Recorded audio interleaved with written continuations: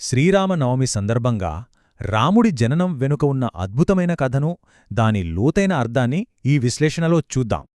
ఒక్క క్షణం ఆలోచించండి.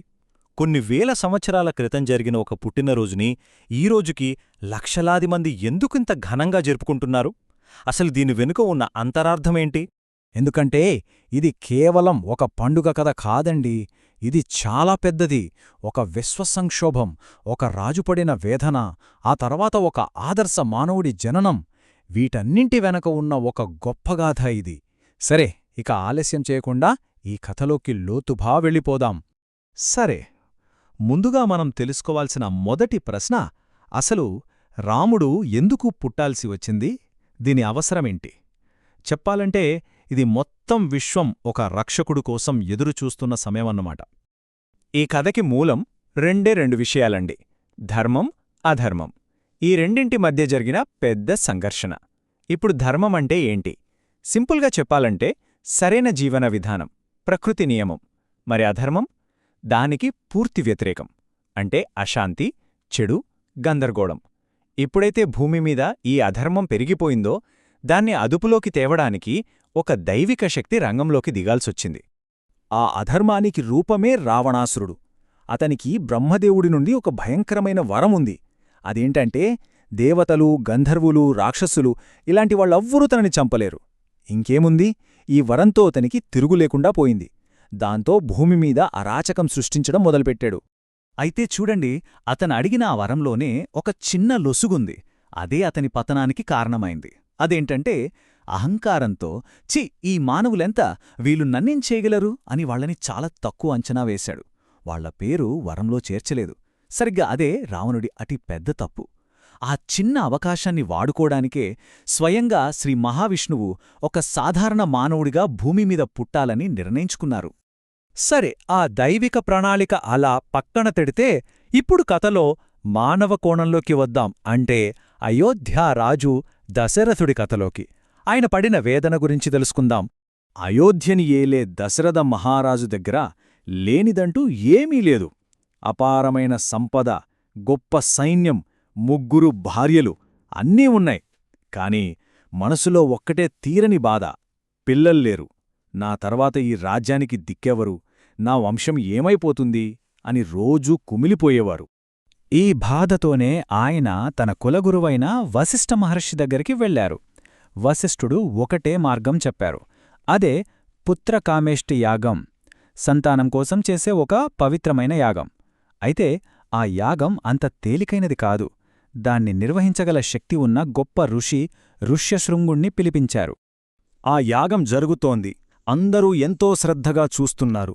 సరిగ్గా ఆ యాగం ముగింపు దశకు వచ్చేసరికి ఒక్కసారిగా ఒక అద్భుతం జరిగింది. ఆ యాగగుండంలోని మంటలనుంచి ఒక దివ్యపురుషుడు పైకి లేచాడు. ఆయన చేతిలో ఒక బంగారు పాత్ర ఉంది. అందులో దైవికమైన పాయసం ఉంది. దాన్ని ఆయన దశరథునికి అందించారు. ఇక్కడొక చాలా ఆసక్తికరమైన విషయం ఉంది. దశరథుడు ఆ పాయసాన్ని తన 3 రాణులకు ఎలా పంచాడన్నది. ఆ పాయసాన్ని ఆయన పంచుతూ ఒక భాగం పెద్దరాణి కౌసల్యకు ఇచ్చాడు, మరో భాగం కైకేయికి ఇచ్చాడు. ఇక చివరి 2 భాగాలు చిన్నరాణి అయిన సుమిత్రకు దక్కాయి. అందుకే చూడండి, ఆమెకు 2 కుమారులు, లక్ష్మణుడు, శత్రుఘ్నుడు జన్మించారు. సరే, రాముడు జన్మించాడు. ఇప్పుడు ఆయన జననం గురించి పక్కన పెట్టి అసలు ఆయన వ్యక్తిత్వం ఏంటి, ఆయన ప్రత్యేకత ఏంటి అనే దానిపై దృష్టి పెడదాం. ఎందుకంటే ఆయన కేవలం దేవుడి అవతారం మాత్రమే కాదు, అంతకు మించి మానవాళి మొత్తానికి ఒక ఆదర్శం. రాముడిని చాలా పేర్లతో పిలుస్తారు, కాని అన్నింటికన్నా ముఖ్యమైనది మర్యాదా పురుషోత్తముడు. ఏంటా మాటికి అర్థం? సింపుల్గా ఆదర్శ పురుషుడు అంటే ధర్మానికి, మర్యాదకు నిలువెత్తు రూపం. ఇక్కడున్న అసలు విషయమేంటంటే ఆయన ఎక్కడా నేను దేవుణ్ణి అని చెప్పి అద్భుతాలు చేయలేదు. ఒక సాధారణ మనిషి, ఒక పరిపూర్ణమైన మనిషి ఎలా బతకాలో బతికి చూపించాడు. మరి ఎందుకంటారాయన్ని ఆదర్శపురుషుడు అని? ఎందుకంటే ఆయన చెప్పిందే చేశాడు, చేసిందే చెప్పాడు, ఆచరించి చూపించాడు. ఆలోచించండి, తండ్రికిచ్చిన ఒక్క మాట కోసం రాజ్యాన్నే వదిలేశాడు. తల్లిదండ్రులను దైవంతో సమానంగా చూశాడు. ఏక పత్నీవ్రతం పాటించాడు. పరిపాలనలో న్యాయాన్ని, కరుణను ఎప్పుడూ విడలేదు. అంతెందుకు, చివరికి తన శత్రువులకి కూడా గౌరవమిచ్చాడు. ఇవన్నీ ఆయన్ని మనందరికీ ఆదర్శంగా నిలబెట్టాయి. ఇక్కడ మనం ఒక చాలా ముఖ్యమైన విషయం గమనించాలి.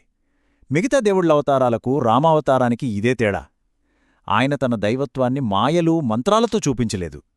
దానికి బదులుగా జీవితంలో ఎన్ని కష్టాలు వచ్చినా, ఎంత బాదున్నా ఒక మనిషి ధర్మాన్ని ఎలా వీడకూడదో దాన్ని ఆచరించి చూపించాడు. అదే రాముడి గొప్పతనం.